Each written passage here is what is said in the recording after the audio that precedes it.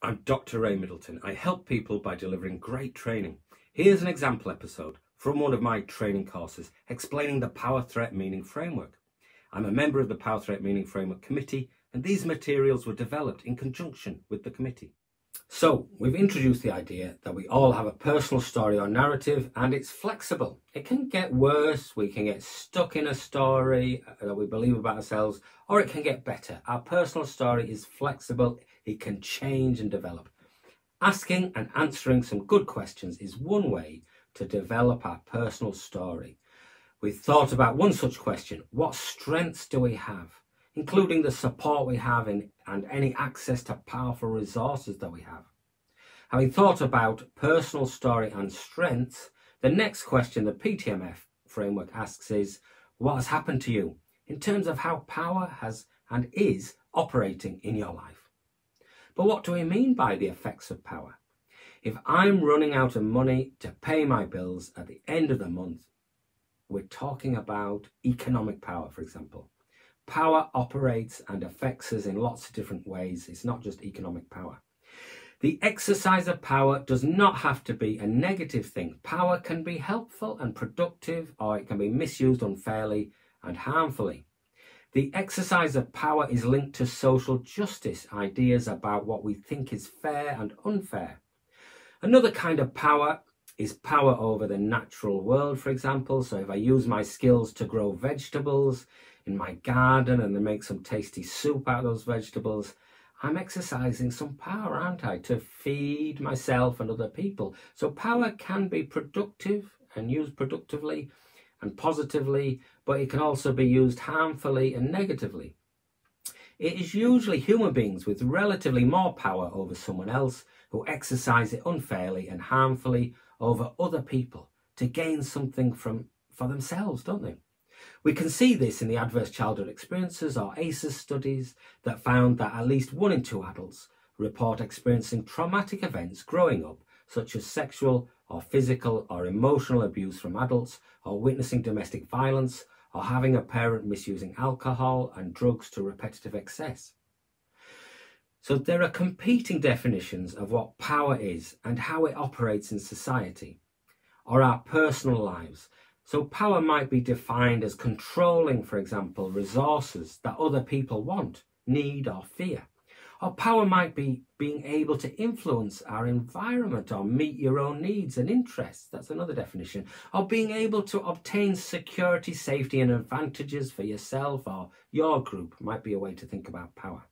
However we define power, its power is relative and it's relational. It's helpful to think about it that way. If we're in a paid job, we are trading power, for example, in different areas of our life. We're giving some degree of power over ourselves and our time away to our employer to tell us what to do with our time in exchange for money, economic power, which increases our economic power. Do you see what I'm saying? There is, we might have power over our time to do anything we want, but if we go and get a job, we're doing what the employer wants, but they're giving us some money and we're gaining some economic power, but we're exchanging it.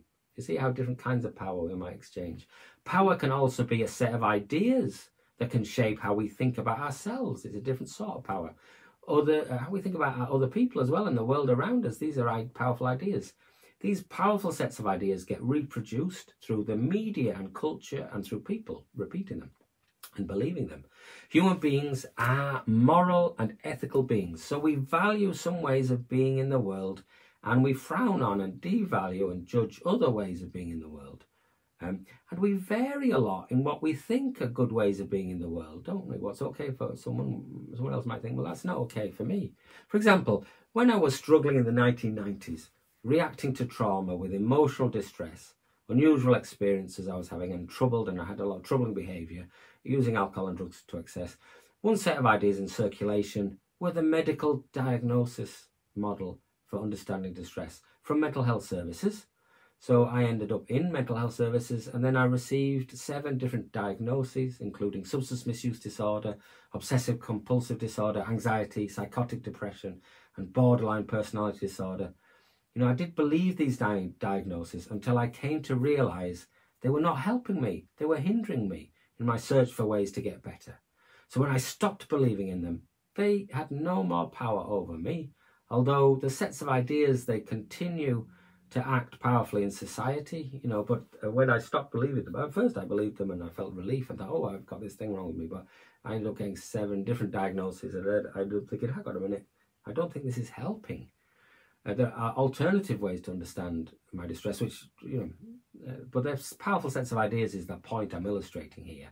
And they vary in their relative power over people over time. Sometimes some ideas get very popular and then they lose their popularity.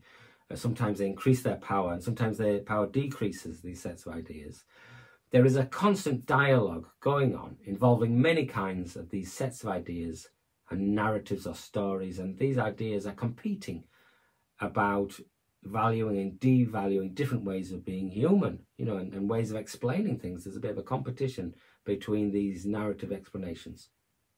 So by asking what has happened to you, the framework is asking us to think about the practice of power. And this is a difficult subject. It can help to break this question into different types of power and reflect on our own experiences. So in the next episode, I'm going to explain the different types of power that can affect us and the different ways in which power can affect us. I hope you found that helpful. For more information about the live and recorded training I offer, just email me at ray.middleton@ladderforlife.com and sign up for my free trauma informed course by clicking the link in the description comments.